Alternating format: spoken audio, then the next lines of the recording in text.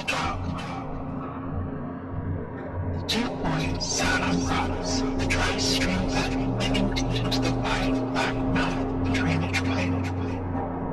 The black boy dug the sticks into the stones and pebbles on the floor of the bed, revealing a greasy, damp layer of fine sand mixed with bits of colored plastic and broken glass. The fertile smell of trapped urine and polluted gutter water rose up from the fresh air of the garden surface. Giant reeds of wild grass and bamboo formed a mesh-jungle wall on either side of the bleached rocks. Woven into the dense latticework of foliage were dried tumbleweeds, yellowing newspapers, a shredded unraveling pink sweater of a child, a rotted bird carcass crucified in the weeds, a torn and faded tennis shoe, all washed or thrown in towards the drainage ditch from the road above. The road crawled with an unbroken chain of traffic, stretched from horizon to horizon, and gushed a low-hanging mixture of dust and a thick black exhaust. The other boy squatted high on his rock like a starved panther. His long black hair gleamed with sweat, smeared and glued to his purple leather jeans. He sprinkled an industrial solvent can onto a rag and covered his face with it. Sucking the fumes deep into his lungs, he held them in as he stared vacantly into the oily blackness of the pipe, unconsciously fanning his face with his hand to keep the growing cloud of gnats from landing on his tear ducts or lips. He passed the can to the one boy, stood, and spread his weary body out into an X across the face of the tunnel, just barely able to grasp the upward circumference of his fingers. His mind spun and drained into the vibrating patterns that formed in the cool blackness before him. As the younger one inhaled the fumes in an exaggerated show of seriousness, like an asthmatic desperate for breath, or a diver coming up for air, the older one wailed nasally into the pipe, like a demented foghorn droning notes that bent from one pitch to another without discernible pattern, echoing the gradually disappearing springing sound into the abyss.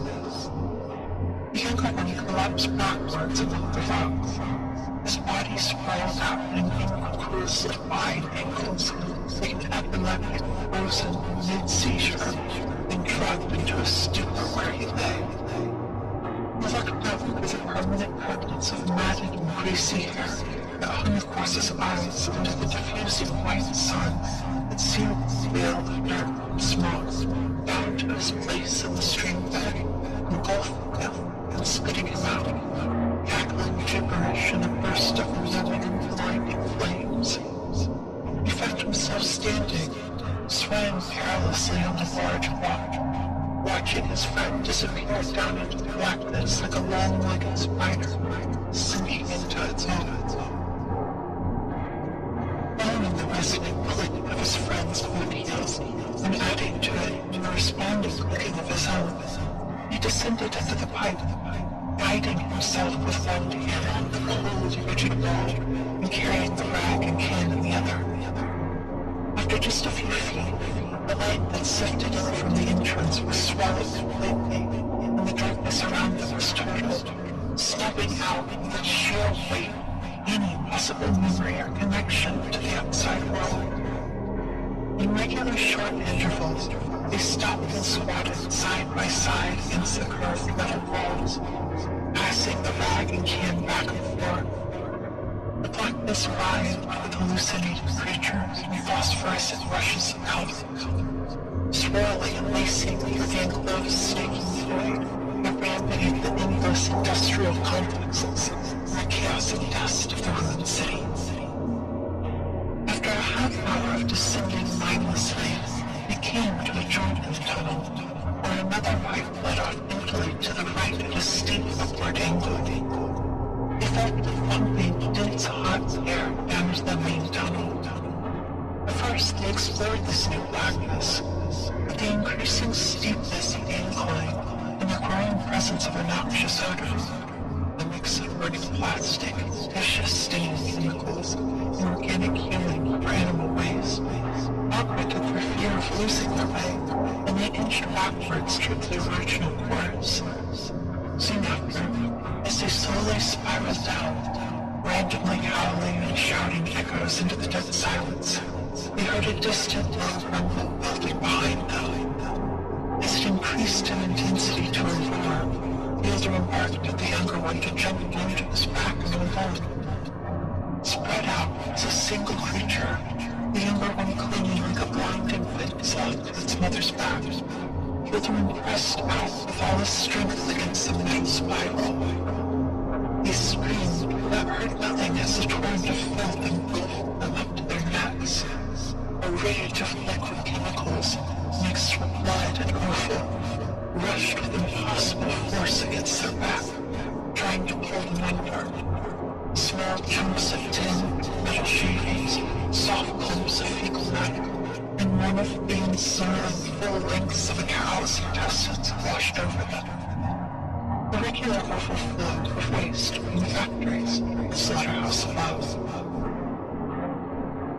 When the onset subsided, they collapsed off on the freshly slitting surface of the curved walls. The younger one discovered he'd held on to the can of magic fluid like a peasant holding up a crucifix standing before a firing squad. He shot the last of the fumes and threw the can back, ricocheting into the blackness. They went on, staggering and sloshing along, but now filled their boots. Sometimes the older one screamed suddenly at the dark, the short, dry-throated burst, like a tormented psychotic tortured in a straitjacket. The younger one inserted his grimy black fingers into his mouth and whistled a shrill response into the reverberating depths. He blankly imagined he was being led down into hell, a place where the darkness would fill his greedy lungs with a thick river of ebony scum. He felt no fear, and no other emotion superseded, apart from the sense of poisoned euphoria that came with the nailing vapor, and submerged to its helplessness, immersed in the narcotic hallucinations that grew in the buried, absolute absence of light in their tunnel beneath the city. Gradually, the fog of river light could be seen filtering into the dark depths around a curve ahead of the tunnel. They felt their frequent shrinking in their eyes as they approached the grated metal gate that guarded the mouth of the pipe. Dripping green clouds of matter too large to pass through the grill, unlistened to the steel webbing like toxic krill vines in a subterranean jungle, infused with fresh life. Each boy saw the other was coated up to his neck with a thick brown shell of slime, like a soft scab grown out in a parody of body armor.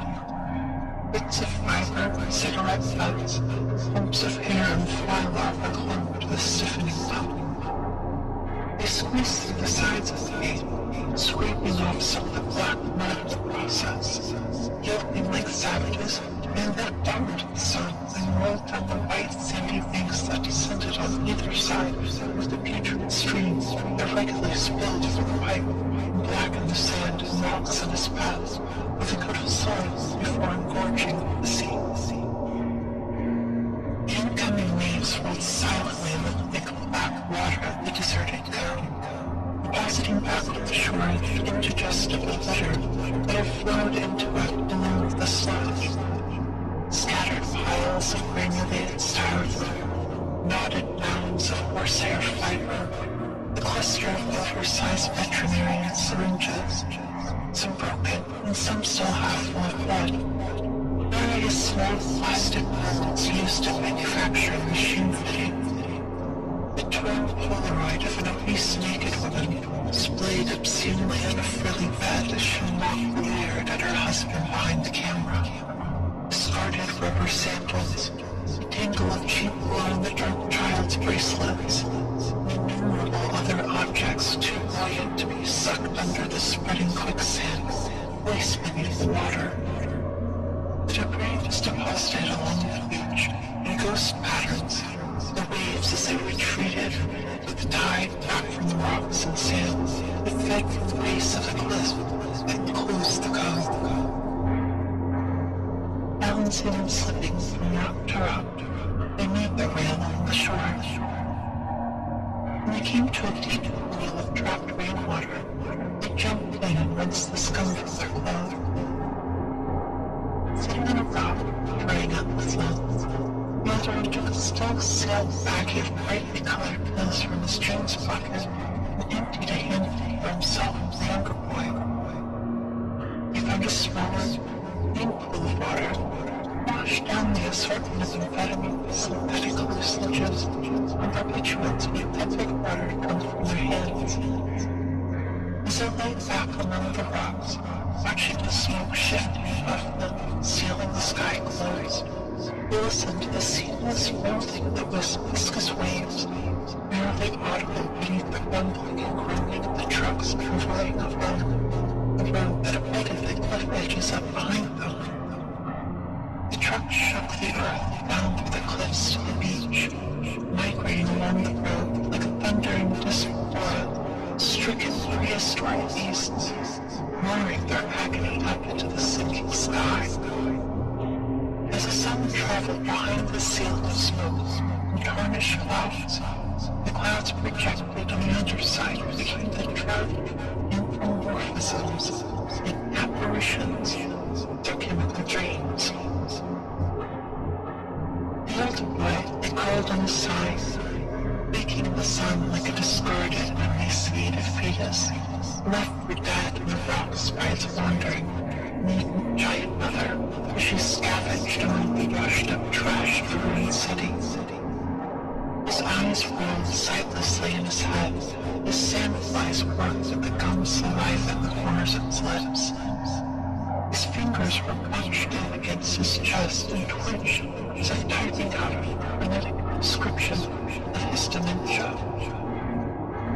The younger boy strayed along the thin, hard strips of skin between the water and the rocks, oblivious to the punctures and gashes of the domed flesh of his feet made by the broken glass and shards of metal embedded in the sand. Out in the stunning black water, just past the line of lethargic waves, a mass of churning shredded flesh drifted south of the current. Headwind of the beach, he saw a dark pile shaking as if alive. As he came near, he saw it was a large mongrel dog, panting maniacally in quick, steady rhythms. One of its rear legs had been torn away, probably by a truck. It had then rolled down the side of the cliff and dragged itself through the rocks onto the beach. The murdered crows watched it from the bright branches of trees at the base of the cliffs. Without moving its head, the dog looked up at the boy, smiling, his tongue hanging loose from its mouth onto the sand, culminating in a billowing pile of foam.